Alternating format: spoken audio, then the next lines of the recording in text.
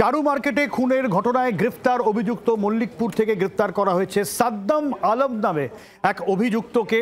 সমকামীদের জন্য তৈরি একটি ডেটিং অ্যাপ, সেখানে আলাপ হয়েছিল এই সাদ্দাম হোসেনের সঙ্গে নিহত অবিনাশ বাউরি। ধৃতের দাবি টাকা নিয়ে দুজনের মধ্যে গোলমাল হয়। এরপরেই সাদ্দাম আলম অবিনাশ বাউরিকে রান্নার ছুরি দিয়ে খুন করে পালিয়ে যায়। পিয়ালি রয়েছেন আমাদের সঙ্গে, আরো কি আপডেট আছে জানবো পিয়ালি?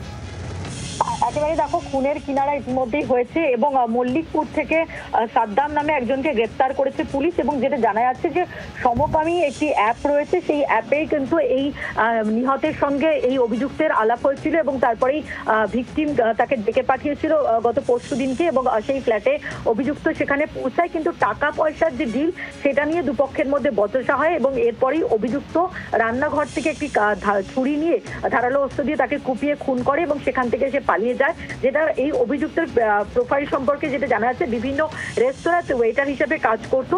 এখন এই গোটা বিষয়টা দাবি করেছে হচ্ছে অভিযুক্ত ব্যক্তি। এবং তুমি জানো যে অবস্থায় দেহটা পাওয়া গেছিল, সম্পূর্ণ বিবস্ত্র অবস্থায় ওই ব্যক্তিকে পাওয়া গিয়েছিল। সেখান থেকেই কোনো রকম সমকামী কোনো সম্পর্কের বিষয় রয়েছে কিনা সেটা তদন্তকারী অফিসাররা অনুমান করছিলেন এবং অভিযুক্তকে গ্রেপ্তার করার পরও সেই বিষয়টা কিন্তু সামনে এসছে। অনেক ধন্যবাদ।